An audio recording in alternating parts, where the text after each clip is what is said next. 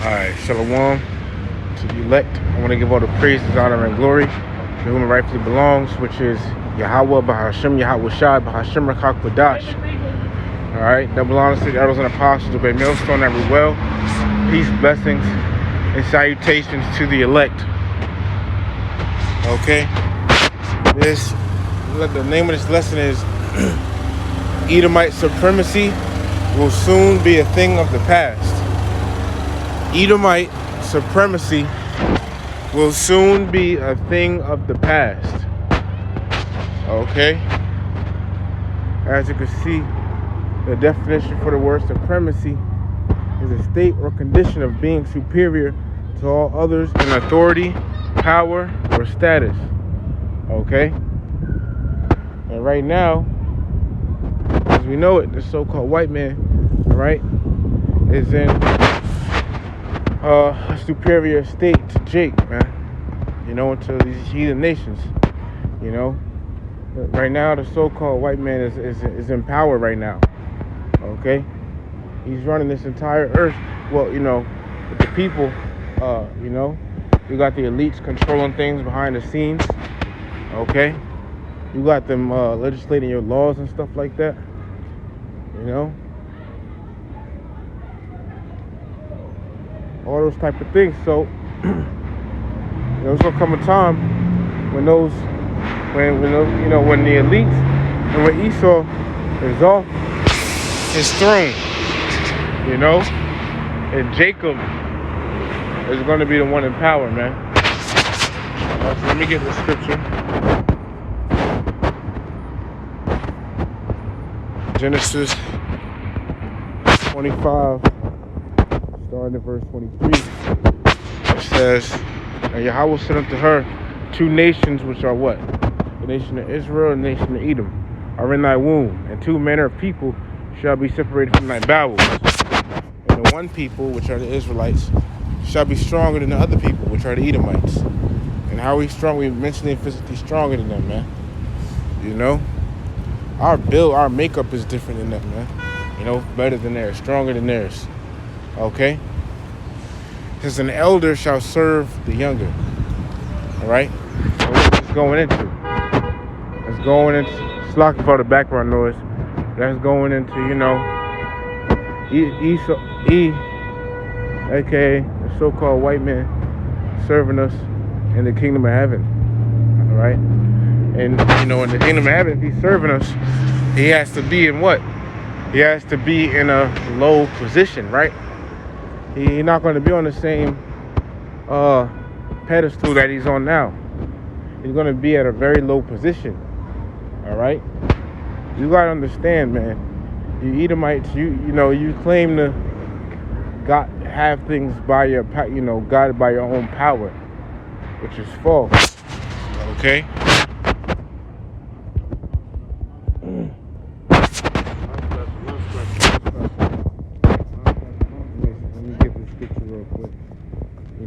I always use the scripture as a quick example, you know, of how, you know, the Lord gives, you know, maybe he'll get a rulership, you know, he'll give, you know, he'll give a kingdom, you know, the Lord has to give that to you. This is the book of Daniel,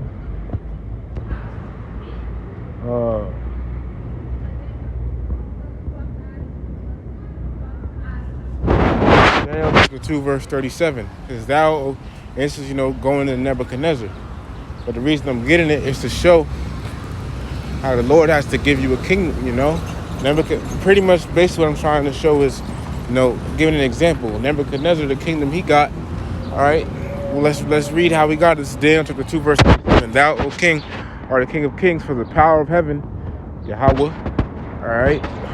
Yahweh Hashem Shah hath given thee a kingdom, power, and strength, and glory. All right.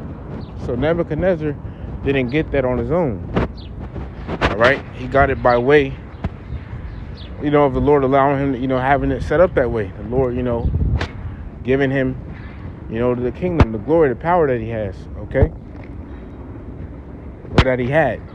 All right. So same thing for the so-called white man. You know, they boast about, you know, we took these nations down by our own power. No, you didn't.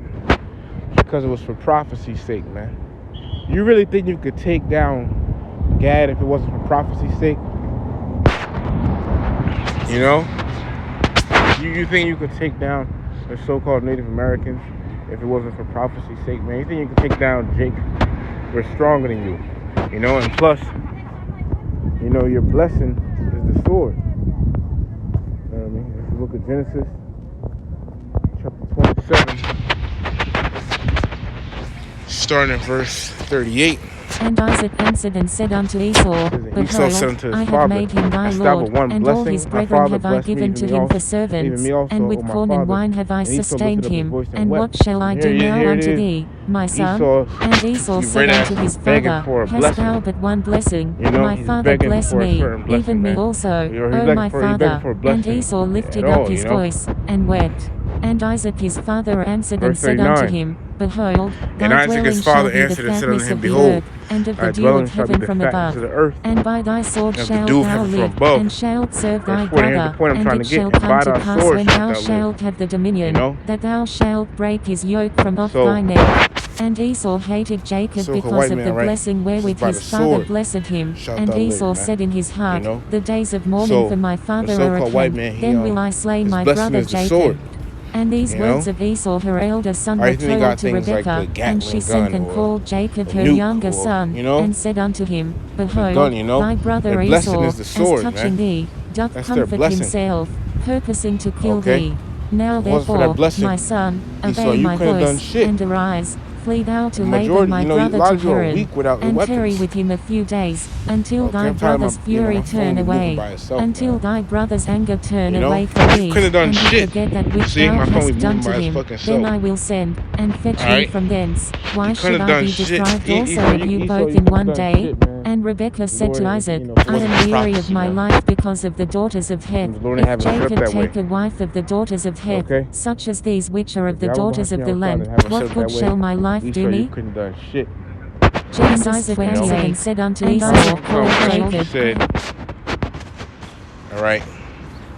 And Esau said unto his father, Hast thou but one blessing? My father bless me, even me also, O my father. And Esau lifted up his voice, and wept. Going to be empowered.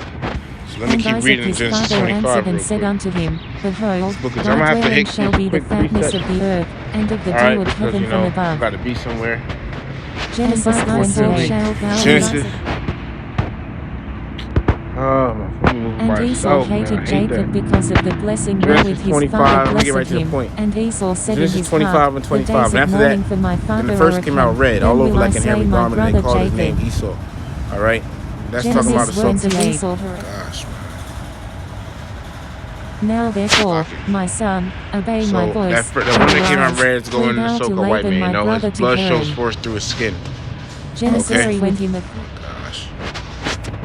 Salakia. Until thy brother's anger turn away from thee, and he forget that which thou hast Verse done 26, to him. And after that came his brother out, and his hand took hold on Esau's heel. Why should I be deprived also of you both in one day? Let's get it.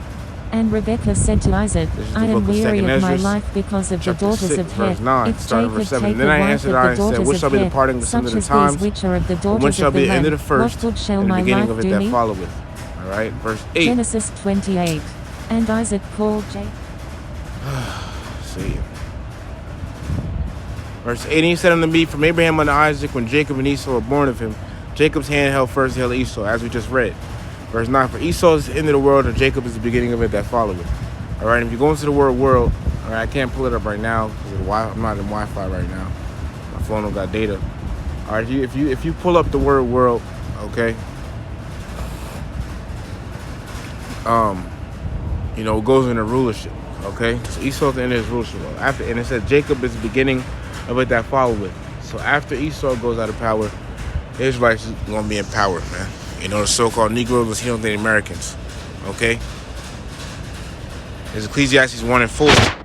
One generation passeth away, and another generation cometh, but the earth abideth forever. So the earth ain't going nowhere. People think the end of the world, no. The earth ain't finna be destroyed, man. Alright? It's just one month's rulership is gonna pass away. Okay? Alright? So yeah, that's pretty much, you know, what that is. I'm gonna get one more for the time being. real quick. This is Isaiah 14 verse 2. Okay, it says, and the people shall take them and bring them to that place, and the house of Israel shall possess them in the land of Yahweh B'Hashem Yahweh Shai for servants and handmaids. And they shall take them captives, whose captives they were, and they shall rule over their oppressors. Okay? And that's going, you know, it's like we're going to have these heathens under our foot, man, pretty soon. Revelation 13:10, you know? I wish I could go into more, you know, more detail on things, but, yeah, you know, I can't right now, unfortunately, so Salakia, I can, you know, wish I could pull up pictures, do, you know, go, you know, surf the internet real quick, but I really can't, Salakia, so, hey, you know, this is the best, I really know what I can do right now. Okay, let me get one more picture. This is the book of Daniel, chapter 7, and verse 27. It says, and the kingdom and the greatness of the kingdom under the whole heaven shall be given to the people of the saints of the Most High, whose kingdom is an everlasting kingdom, and all dominions shall serve and obey him. All right? Shall serve and obey Yahweh Shai and his elect. Okay? They're going to rule, man, forever. All right? So, hey, man. Lord willing, this quick lesson was edifying. All right? Israelite supremacy, you know, us being in the power seat. It's going to be pretty soon, man. When Yahweh, it's going to start when Yahweh Shai returns. All right? Kingdom of heaven, a.k.a. the kingdom of Yahweh Shai, a.k.a. the kingdom of Israel. It's coming soon, man. And it's only for the Israelites. So with that, I want to give all the praise, honor, and glory to whom rightfully belongs, which is Yahweh B'Hashem, Yahweh Shai, B'Hashem Rekha Kodash. That belong to the elders and apostles, great Milson, every well. Peace, blessings, and salutations to the elect. Peace, which in the Hebrew, shalom, so shalom to the elect.